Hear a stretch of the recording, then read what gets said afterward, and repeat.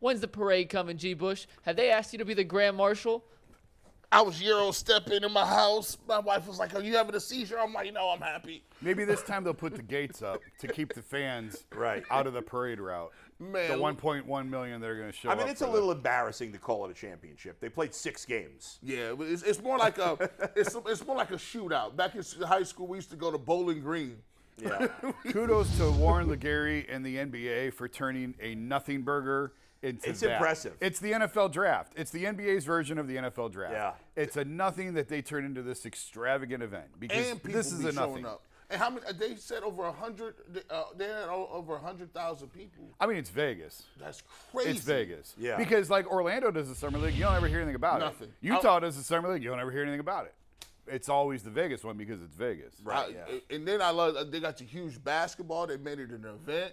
I thought it was kind of funny because some of the players was walking to the locker room and they was like, "Hold on, come on back. We got trophies. Like this a trophy. They get rings. They got rings. They got like that's crazy. How embarrassing would it be if you wore that ring? Well, I mean, It's a sick ring. Hold on. It's a sick ring. me say It's this. actually a fire-ass ring. Oh, listen, you got to understand, Bull. Think about this. Some idiots out here wear class rings. No one cares that you went to the 1976. If Emoni Bates walks into the Cavs locker room wearing that ring, he's not going to get clowned on by the guys? Well, that's Emoni Bates. Come on, he's already been here before. Although maybe that's the Cavs' problem is they don't got anybody that's clowning on anybody in there. They're all too soft. Emoni Bates, he's been on the cover of Sports Illustrated. He doesn't need that. No, he's not going to wear He's that not. ring. But if you one of them other dudes, trust me, I'll tell you what. I'll wear that tomorrow. Tyvis Powell has his trophy back here. Yeah. that's a little bit different It than is. summer league ring. It is. It is. National Championship College Football, NBA summer league. G League Summer League. Yeah. And if that thing is real made of diamonds, I'm definitely wearing. That might be the I want to know highest who level paid you for ever those. get there. I want to know who paid for those. By the way, I guess the league did. Yeah, exactly. I don't know who. Well, the league must have paid, right? They got it. I mean, Dan ain't paying They got for plenty those. of money. They got it. Emoni Bates' second team All Summer League. Now, last year's second team All Summer League was a who's who of who the hell are you? Hey, Basically, right? Well, there was one guy I think on the second team, Benedict Mathurin or whatever the hell, who was a Mathurin. top 5 pick of the Panthers, of the Pacers. The rest of the guys on the all second team were guys. I don't even know if these are real people. Mike was giving me some of the names last night. I'm like, are those real players? Or are you making these up? you know. Do you want to hear Give the us rest of the second team? Yeah, do you want to hear him real quick? Yeah, please. Santi Aldama of He's the in Memphis Poland. Grizzlies. Okay. Okay. Then it's Benedict Mathurin. He's in Kazakhstan. No, Mathurin was really good. No, He he's was actually a good all player. all for the rookie team. last year. But he was a top 10 pick, Yeah. right? He was 6 last year. Okay. Marko Simonovic Oh. of the Bulls. The all-time great. Is he a draft and stash guy? I never heard of him in my life. Yeah. Trenton Watford, who won the Summer League Championship game MVP last year of the Blazers. He played at LSU. Okay. And He then didn't play for Lindell. the Blazers, did he? What'd you say? Did he play for the Blazers? No, he was in the G League team. And they were shit. Yeah. And then Lindell Wigington of the Bucks. One of Jason's favorite guys. I have his baseball cards. Well, see, here's what we got. 17 points. Let me get them numbers up a little bit. Let me. He tell had you- some let me see the assists. numbers. That was a positive, though. He dropped a couple dimes. He heard Jay Crawford talking. He said, "Listen, I got you." He hit him with the back door. I see you. He ran the floor yesterday. What else he do? He got a couple block shots. Dropped that dime. Oh, I got to read you guys a tweet. Some guy was so mad at me yesterday. While you look for that, It was funny. It was funny. I got to read. So look at these. Look at how many. Look at this. Can you see this? Look how many caps. Can we see? Can we focus on this? Pick one camera. I'll do this one right here. He was like, Look at the caps in these 2 tweets he sent to me. Can you do it or no? "There it is." Hey, he sent you a. Yeah, back it up. He sent you. Look at that. Look at how many caps he put in that tweet. So let me read you what he wrote here. Adam the Bull, you look totally unprepared hating Emoni Bates. Can you at least try to know what you're talking about instead of being Mr. Pessimistic? I can tell Bates been listening to your hate. 4 assists tonight, 6 of 13 field goals. Not a good shooter, not a good passer. And then a crying, laughing emoji, and then another emoji that I don't know what it is. And then he said, at least try to watch Summer League. I've been watching heavily the last 5 years. I have to say, it's the biggest showcase of talent because we don't see G League or Euro League as much. Just be more prepared to talk basketball. You sound like an amateur, bro. And then he gave me another emoji. I got to tell you, He gave you the Aaliyah. That's a 4-page letter. I got to tell Millennial 84, I got to tell you, I took your tweets to heart. I was locked in to Summer League for 0 freaking seconds. I didn't watch a moment of that friggin' game, okay? I had more important things to do than watch Summer League. It's meaningless. We have said Emoni Bates' name Oh, more my God, on this it's insane. show since they drafted him than we've said Jose Ramirez, Josh Naylor, and Emmanuel Clase combined since the season started. And I'm not kidding. It's embarrassing. It's embarrassing how much time we have spent on Emoni freaking Bates as opposed to actual sports and players that are going on that are all-star caliber players that We're doing matter. it for the clicks. Hey, We're listen. doing Oh it for my the clicks. God. People love it. Hey, listen, man. I'm gonna tell you what. But She is pumped up. listen, Emoni Bates.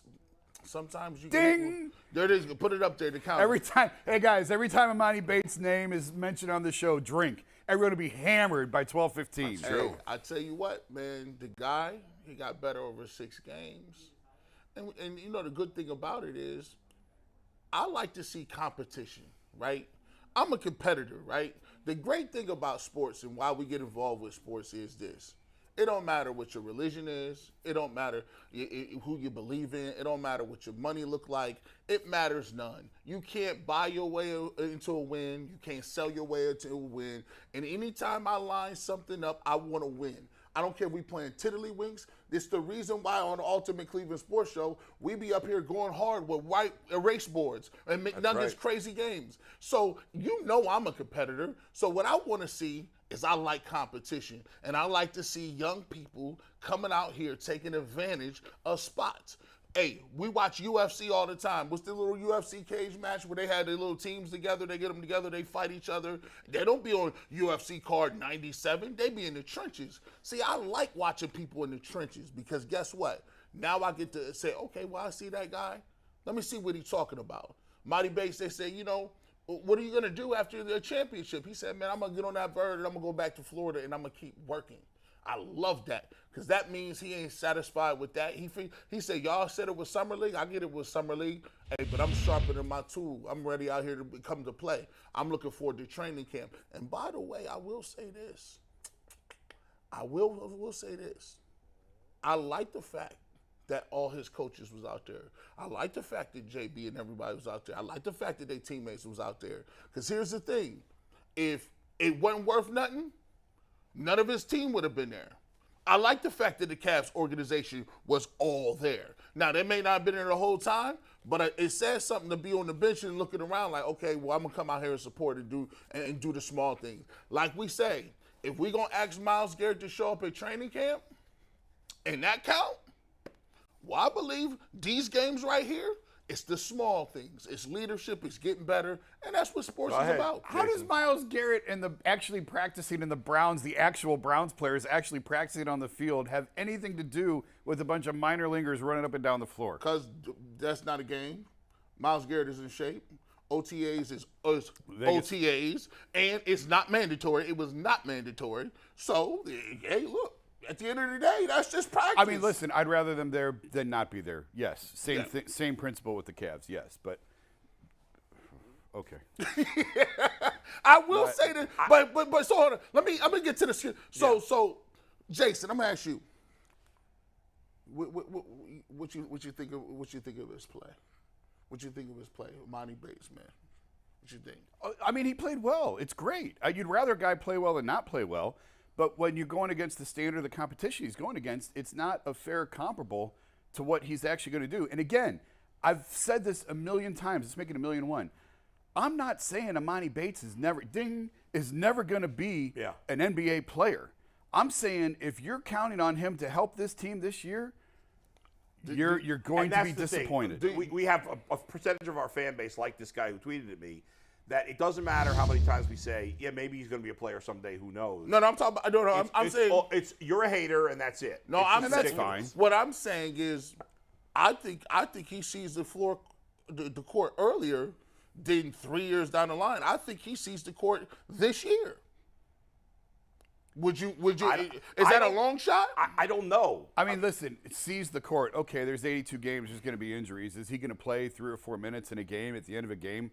Maybe. But if you're expecting him to be an actual building block piece, contributor in important games when things matter, this year, No. I expect him to be. The way I think about Emoni Bates, and it's not to conflate two things, right? I think that people being excited about him does not mean that they're delusional, right? I think It could mean they're delusional. I mean, I've seen from the day he was drafted, he's going to be the starting 3. well, That's that's a little bit of a jump off the bridge. A little bit. That's a little bit of a jump off the bridge. I did pass some Kool-Aid out. I'm very good at the Kool-Aid. That's what I do. Gee, we are to the point where, based on 6 Cleveland Charge preseason games, that he played pretty well. Yeah, he did. He did. Right? Like, he did. He played great. We That all told of you a he was sudden that going means to. something towards the NBA, and I just don't buy that. Mikey and I told you this was going to happen. Yeah. After they drafted him, we said he's going to go to Vegas and he's going to ball out and people are going to lose their minds. That's exactly what To happened. be fair, I said they should have drafted him 2 months prior to that. I told Mikey, I said, listen, if they can get him, they got something. And the reason I think I hear you. You did, and you're excited about it. But all I'm saying is, you can't take what he did in the summer league as if that's means something towar's regular season NBA. Well, no. Because it's never meant anything for anybody else before. That I can. When you are a team, and there's a reason people are excited about it.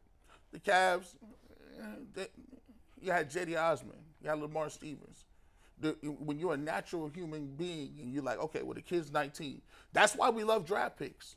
Everyone loves draft picks. You know the why? unknown is exciting. The unknown, Yeah. the untapped potential is crazy. But sometimes you have to tell yourself, okay, well, that's cool. But people are excited not because he's going to start this year. Yeah. People are excited to say, well, look, he's playing that way now. But just think, if he gets an opportunity to play with guys that are all-stars. I mean, think about it. There's a lot of times where people, like, and this is the thing, like, when you talk about Garland, when you talk about Donovan Mitchell, when you talk about Evan Mobley, those people and those guys make people better. So his deficiencies or whatever he has, they're not looking for him to come in here and be some sort of game buster. Now, can he come in here and hit a couple corner threes? Maybe. Listen, I get what you're saying, and I've been seeing your tweets, and you're like, well, why shouldn't people be excited if they want? And if they want to be excited, fine. But just like if fans want to be excited about, I don't have to. I'm not going to get excited about anything I see in summer league. That doesn't mean you can or somebody else. Mm-hmm. Everybody should do whatever the hell they want, right? Mm-hmm. You want to get excited. You want to imagine him becoming a great player. That's fine. That's possible. And I agree with a lot of what you just said. I would just say that, like, the only thing I disagree with is, well, he's playing this way now. But there's always guys like him that are second-round picks playing this way in summer league every year that turn into nothing. Well, but here's another thing that I do want to say is, so we look at the hype that Wemby has, right? Yeah. And this is the way that AAU ball happens. Hype happens, right? You see a guy's really good. He may be the player of the year. Different things like that. I think one thing that people see is the fact that, okay, well, you got a guy who was supposed to be one of the best players in the country. And so when you can get one of the best, at one point in time was considered one of the best players in the country, and you can get him for free, people are going to automatically be like, okay, it's the equivalent of, there's a first-round quarterback, right? Now, granted, he may be playing over at, I don't know, North Dakota State. He drops to the second round. All of a sudden, every team that need a quarterback is like, we need to go up and get him. We need to go. It's not because they know he's going to be great. It's just this fact that we got this guy. We know he has a little bit of skill. We feel like this guy can help us out, and it's at a position of need. Yeah. So I just feel like we have talked about this guy as if he's a top 10 pick. Well, you won't have to. That's how we're treating this. Yes. Because of, and I think it's. And top 10 picks bust and second-round picks hit. It can happen. Yeah. The odds of it happening are slim, but it's still possible. It can still happen. Look at that, Jay. Thank you, Jason. That's nothing I haven't said 100 times earlier. Hey, let me hold y'all's hands. I'm so proud of y'all. That's so proud. nothing I haven't said I'm so 100 proud. times earlier. They're finally coming around, G. Lord, Finally coming around. Lord, listen, thank you for this sermon today. I want to thank Brother Jason and Brother Bull for coming through and understanding that Emoni Bates has some things to prove, but yes, he still has potential. I want to thank you today for bringing my brothers on my side and drinking that Kool-Aid. Thank you. Nobody's drinking your Kool-Aid, G. We didn't say anything. We have not changed our stance at all. Well, there are a lot of fans drinking the Kool-Aid. I can't breathe.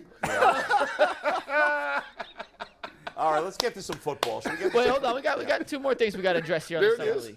Two more things. Because there is two other people we have to address. With Emoni Bates, to put the cap on Bates and move on to their guys. Yeah. He did have 4 assists yesterday. Yeah, didn't we mention that? No, I know. I just want to point out that we as a show have been critical of his lack of playmaking that translates to assists. He's made passes. Assists takes 2 to tango. I'd rather him play well than play poorly, because if you play poorly in Summer League, you got no chance. You're finished. You're done. Like, he might not even get, if he played terrible here, he would have never got no tick. Mike said, for a guy like that, he got no chance. Mike mentioned that Trae Young played poorly in Summer League. Yeah, there's some guys who have had. Didn't the second pick in the draft play poorly in the Summer League? Brandon Miller he didn't shoot well, but he didn't play bad. I mean, he had a game where he had 27. So he had up and downs.